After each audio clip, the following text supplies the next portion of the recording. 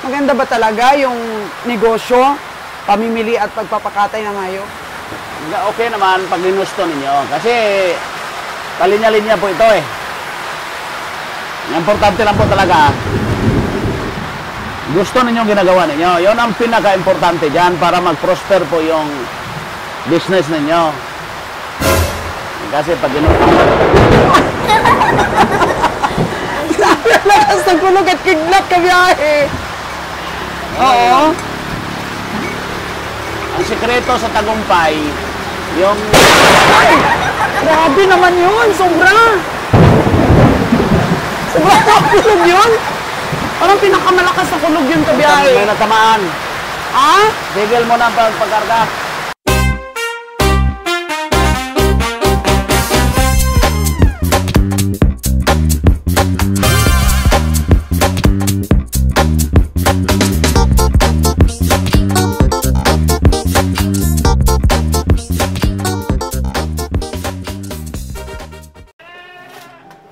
Oh, ayan po mga kagandang buhay, si Kabeng Roger at mayabang masyado. Daog. Pwede. Ha? Ilang panalo yon? Isa, dalawa, tatlo, apat, isang talo. Wow! Sa'yo ba yon? Ay kay Kabeng Winnie. Tama. Dito ano na sa kanila, dahil kanya-kanya sumada. Kaya bago sila, kanya-kanya sumada. So, kanya-kanya ng sumada. O, di ba, mga kagandang buhay, napakayabang ng kabiyahe natin. Daog, perde. O, 5 pa lang yun. Maganda kabiyahe. Wala kabiyahe, naabutan ng ulan yung pagkarga ng ating mga cowboys. Agoy. Ganda ngayon ba, ulan para presko ang kalabaw? Ah, oo. Pero baka naman sa taas kabiyahe. Walang problema yan, baka. Para mapreskuhan. Ako, bakit kaya inulan pa? Sobrang init. Tapos umulan. Kamusta pala yung ano mo? Yung nabili mong apatan na yun na kalabaw sa Magallaon? Daog.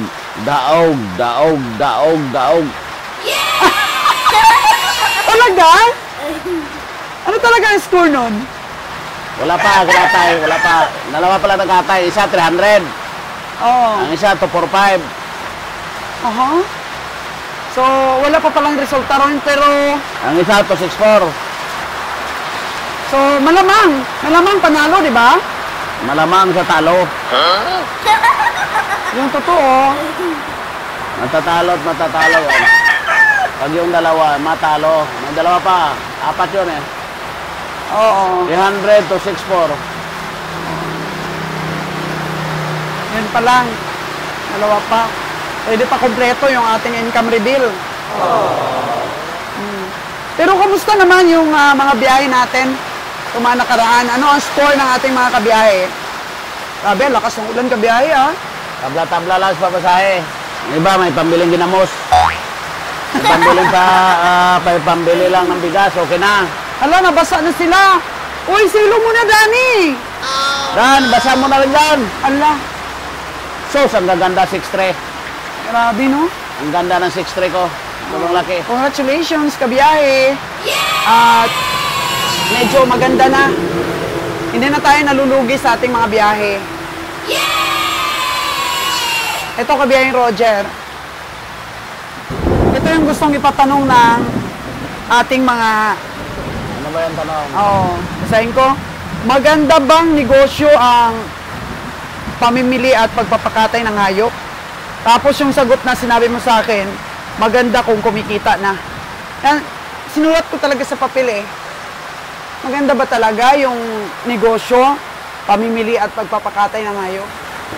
Okay naman pag ginusto ninyo. Kasi kalinya-linya po ito eh. Ang importante lang po talaga, gusto ninyong ginagawa ninyo. Yun ang pinaka-importante dyan para mag-prosper po yung business ninyo. Kasi pag ginusto... Lakas ng kulog at kidnap ka biyahe. Oo. Ang sikreto sa tagumpay, yung... Ay! Grabe naman yun! Sobra! Sobra! Kulog yun? Parang pinakamalakas na kulog yun kabiyahe. May natamaan. Ah? Tigil mo na pagpakarga. Oh, tigil Patay mo mo na ng cellphone mo, itigil mo pagpakarga. Oh. So, medyo malakas pong kulog mga kagandang buhay at ninervyos po si kabiyaheng Roger. Ang sekreto sa tagumpay, sabi niya, medyo nabitin tayo doon Balikan natin si kabiyaheng Roger. Mukhang nabitin tayo doon sa pagkulog mga kagandang buhay, kung ano yung sekreto sa tagumpay ni kabiyaheng Roger. Balikan natin siya. Oh, yan po mga kagandang buhay, oh. Yung tagalakad natin ang permit natin, medyo ginutom dahil sa kidlat. Si Kabeng Danny at saka si Bonnie Boy. Ginutom sila. Nabitin tayo doon. Kabeng Roger, ano ba yung sekreto mo sa tagumpay? Parang natakot yung kidlat Hindi ka yung natakot, kundi yung kidlat. Ang sekreto kasi sa tagumpay, sa lahat natin mga subscriber dyan, makinig kayo dahil ito talaga yung totoo. Harap ka dito para... Yung ano kasi dyan, para tayo mag-success yung business natin, pinaka-importante talaga yung gusto natin, yung ginagawa natin. Kahit gaano man yan kahirap, kahit gaano man yan talagang napaka-imposible, pag ginusto talaga natin, magtagumpay tayo. Dahil masaya tayo Pag masaya ka sa ginagawa mo, magtatagumpay ka. Kahit ano man yung paglulugi, kahit ano man yung hirap, magtagumpay ka pa rin. Dahil masaya ka sa ginagawa mo. Kasi hindi lang naman yan yung iba. Bakit di po yan nagtatagumpay? Dahil parang may pag-alanganin sila sa kanilang ginagawa. Wala talaga silang di na sigurado yung mga ginagawa nila. Sa atin, maniguro tayo ng 200%. Na pag tayo yung nagsipag at masaya tayo sa ginagawa natin, magtagumpay tayo. Magtatagumpay. Pero ang tanong, maganda ba ang negosyong pamimili at pagpapakatay ng hayop? Maganda naman po para sa amin. Dahil ito pong gusto namin Ngayon nga ako hindi naman pagsabi na totally para sa iba. Dahil iba po yung gusto talaga ng iba. Maganda ito kung gusto mo. Nahaling naman ipipilit ko itong gusto ko sa iba. Pero para sa akin na gusto ko to, maganda ito. Pero yung iba namang di gusto, bahala kayo dyan kung anong gusto nyo. Para sa akin, maganda ang pagpakatay at saka Pamimili. Dahil lang i-enjoy kami.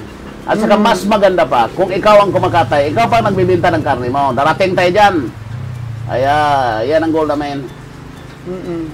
Masaya naman kami sa ginagawa namin At saka maganda naman talaga yung may bili ka, tapos medyo challenging din. Pagbili mo, nandyan yung estimate mo, mag-i-estimate ka ngayon Tapos di mo man sigurado yan, dahil hindi 100% yung bata mo Hindi naman, pag malaki, masaya ka na, malaki.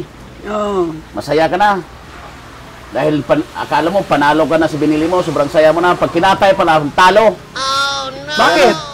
Kaya magaan ang karne. Ganon talaga, mayroong kalabaw na malaki, pero magaan ang panimbang ng karne. Mayroon din di mo in-expect.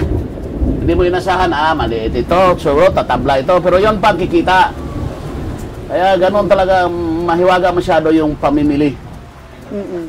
Mamili tayong hayop, marami talagang ma-encounter mong experience mo na hindi tugma sa mga tingin mo sa mata. So sinabi mo noon sa mga vlogs natin na ang pamimili ng hayop ay parang nag-aaral ka. So sabi mo, parang grade 6 ka na. So mag-graduate ka na ng elementary. So ano na ang grado mo ngayon sa pamimili? Ano pa rin ako? Practitioner pa rin. Siguro, senior high ka na? Nasa ano na tayo? Nasa ano man tayo Nasa kalagitnaan na tayo. Nasa kalagitnaan na tayo. Sana. Dahil walang graduation kasi itong pamimili.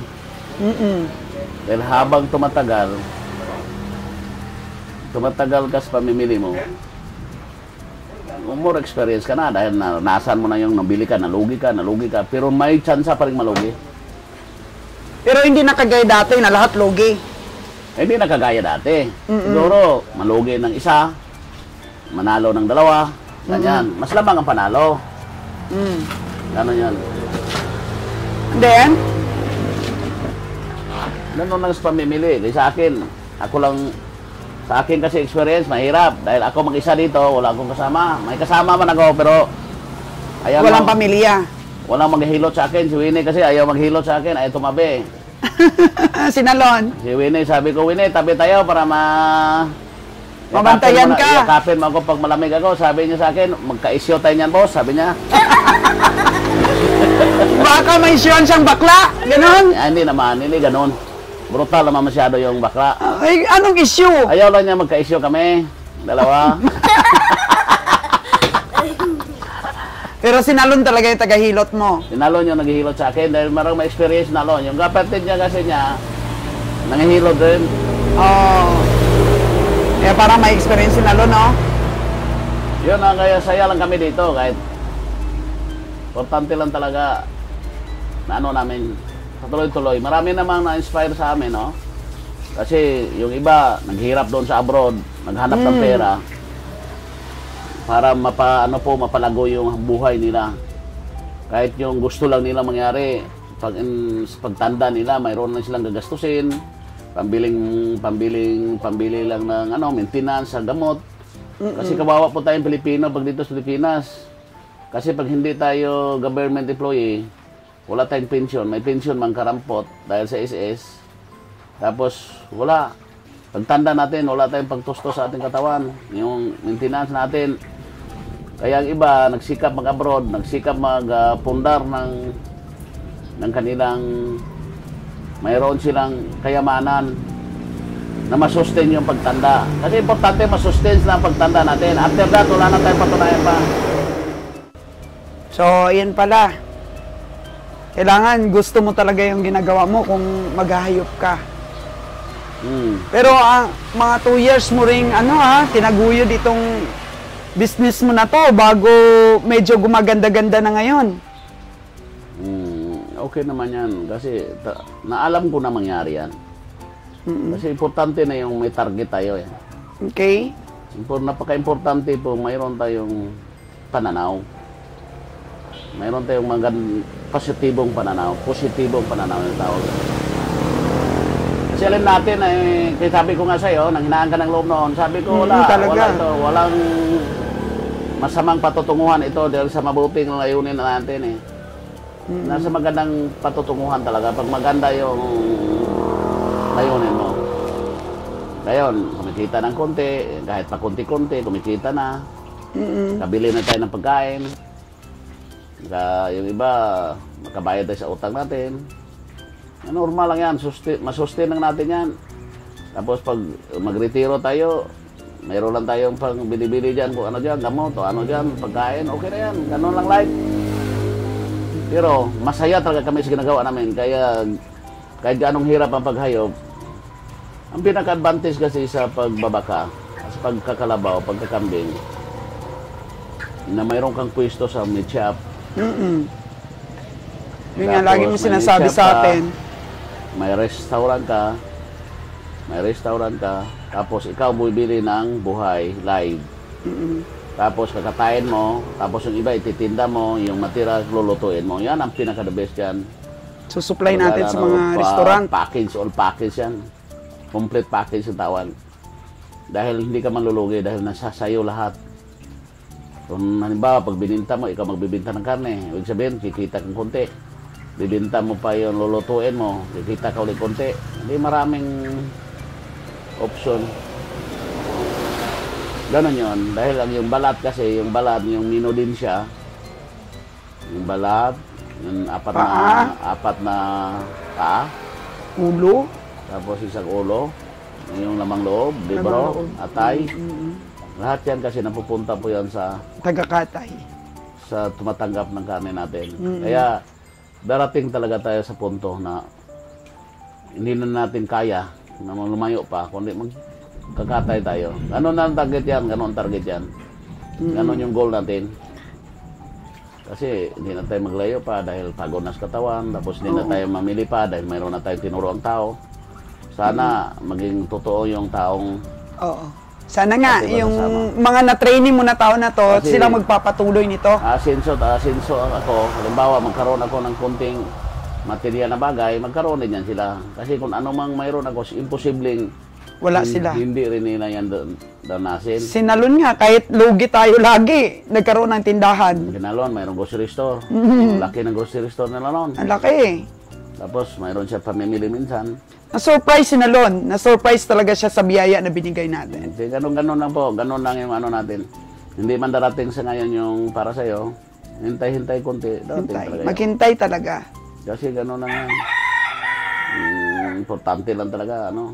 Tsaga-tsaga tayo. Ano nga lagi mong kinakanta sa akin na yun dati? Maghintay ka lamang. Hindi, talaga. Kung di ngayon, ang panahon. Ano lang talaga. Gustong-gustong kanta yan ni Kabeng Roger eh. Ano lang natin. Enjoy na lang natin. Kung ano man yung mayroon tayo. At saka, kontento tayo kung anong mayroon tayo. Kung anong darating, pasalamatan natin. Ano lang. Simple lang ah. Kaya po minahal ko si Kabeng Roger eh, grabe. Grabe po talaga yung courage niya sa buhay. Tsaka yung runong niya sa buhay ba? Sa negosyo at magpatakbo ng business at mag-alaga po Kung ng titiklop pamilya. ka ng maaga, wala kang yung paglanding mo, pilay ka. Mhm. Dapat ganda-gandahan mong tiklop mo. Kung sa piloto pa, kailangan Dapat timing, good timing. nakahintay ang pag-take off mo. Mhm. Kasi kung hindi ka makalapag ng mabuti, maaari pong ikakasama po ng aeroplano na dinadala mo. Kailangan titimon ka ng gusto. Kailangan ganun din sa pagharap buhay. Kailangan mong alalayan, titimunan mo. Gagandahan mo ang pag-landing mo palagi. Yung landing mo, smooth lang siya. Parang di maramdaman. Ganun din yun. Grabe ha, Very napakalalim yan. Ganun lang. Sa mga subscriber ni Ma'am Solcia, magandang hapon sa inyo, no? Sa subscriber ni Kabeng Roger, abay kayo, mag-vlog tayo. Lagi naman. Kasi gusto ko yung kukonsilit natin dyan, yung dispersal. Ano talaga natin yan? Yung naghihingi sa atin ng mga magagandang lahi, nagkambaka, ng Upgraded. yung mga upgraded na budget meal. Importante dyan tayo budget meal. Bakit? Mahirap na po kasi yung sobrang mahal na, expensive na masyado, tapos ganun na rin mangyayari dyan. Kasi lahat-lahat ng breed ng baka na yan. Lahat na breed na yan. Galing yan sa nitibo. Lahat na yan.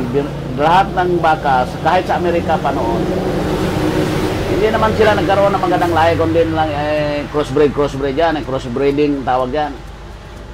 Crossbreeding hanggang nakuha nila yung gusto nila. Ganon. At saka yung talagang papakainin nilang nutritious talaga na pagkain ng baka. Complete minerals talaga ang pinapakain nila. Mayroon silang formula papakain. Complete minerals. Tapos na-achieve nila yung gusto nilang baka, yung malalaki na. Pero pag hindi po natin yan talaga alagaan, gusto. Kahit ano ba yan, Brahman na yan. Babalik talaga sa pagka-native yan, ang ating mga alaga. Pag hindi natin mabigay yung nutrition na gusto nila, yung karapat-dapat para sa kanila. Kaya tayo sa mga diyan nagsabi sa akin laging gusto nilang dispersal, no? Gusto mag-umpisa ng pag-alaga. Introduce muna natin yung upgrading. Kasi mahirap din. Baka maya hindi na matutukan. Halimbawa kung mamuhunan niya ng mga 30 mil lang, pag hindi matutukan, ang mapilyor dahil maraming ginagawa o ano pa mang rason, pwedeng ibinta, mabawi nilang puhunan nila. Maaring ginansya pa dahil mura lang naman eh. Unlike sa mahal na, ako wala, sa may pira naman, pwede naman talaga mag-umpisa sa magagandang baka. Sa magagandang baka, mag-umpisa tayo. Walang problema dyan pag mapira ka dahil mapinas mo kasi, mapakain mo gusto. At saka mapaganda mo talaga, ang genetics mo. Mapaganda nila nila yung baka nila dahil mayroon naman silang. Pero sa mga nag-umpisa dyan, mga ano rin, nakaipon ng konti, tapos gusto rin magbaka. Introduce po natin sa inyo yung upgrading lang. Tapos someday, kung talagang matutukan ninyo at ginusto nyo, mag-upgrade hanggang makuha yung gusto ninyong baka, yung malaking baka. So, ang daming may order sa'yo, tututukan mo na? may mga order sa akin dyan, hintay-hintay kayo, huwag kayo masyado magmadali. Kasi, Hindi madali. hinapan ko pa kayo ng magandang baka. Hindi madali po ang maghanap. Huwag tayo huwag tayo magkuha muna ng mga expensive, yung mga tag 100,000 plus. Yan lang tayo sa mga... Actually, binidyo ko kanina. Yung Yan lang mga, tayo sa mga 30,000 plus, 40,000 plus. yung mga nabili mo. Mayroong 30 plus, may 20 plus, gano'n lang tayo. Kasi paalagaan mo, mag-study ka ngayon kung paano yan i-upgrade. Pag na-upgrade mo yan, may AI technician din sa inyo, sabihin mo, bundi ba yan, sir, na i-upgrade natin? Ano natin, AI. Pag AI mo ng Brahman, kung kaya i-sustain ang katawan ng babae mo, ang mag-anak doon, parang may lahi na. Tapos pag babae yun, iangat mo uli yung lahi, iangat mo uli yung genetics niya, pa-inject ka uli ng bago. Hanggang makuha mo ng yung tunay na gusto mong baka. May EI daw eh. May EI daw sa May AI banga. program tayo. Ang gobyerno natin, may AI program. Oo. Request tayo ng similya, maganda-ganda. Sige, tutulong po kami, mga kaginabuhay. Ano Kasi lang. may umorder doon sa banga, sa Aklan. Okay, may kakilala Kasi daw lang, siya sa DA. Sa akin kasi na experience, mayroong kumuha sa akin ng baka na talagang Brahman daw. Ako rin, talaga, ginusto naman nila yun, 140,000, 130,000.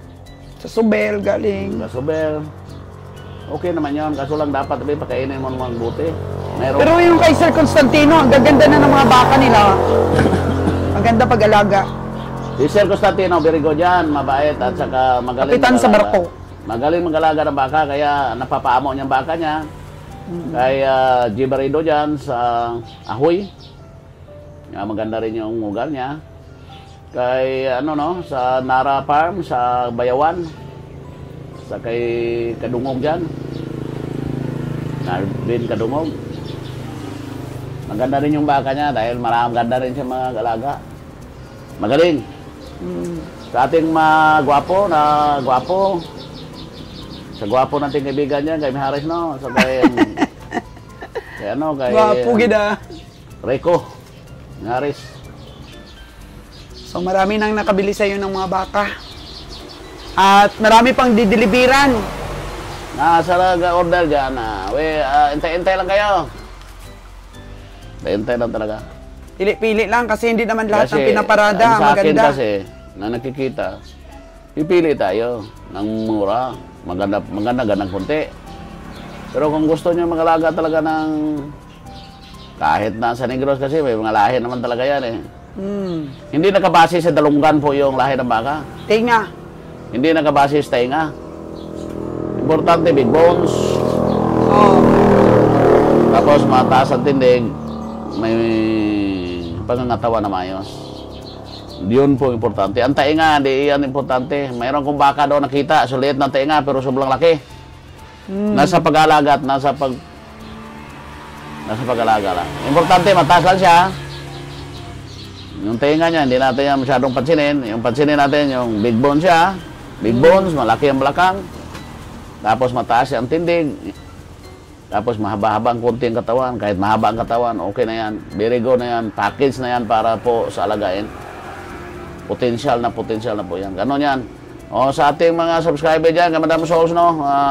Magandang hapon sa inyong lahat. Kay Sir Mark Lotilla dyan, ating kaibigang Sir Mark Lotilla, kay Fredo, kay Alfredo, Kay Kim Warren Fredo Tamayo.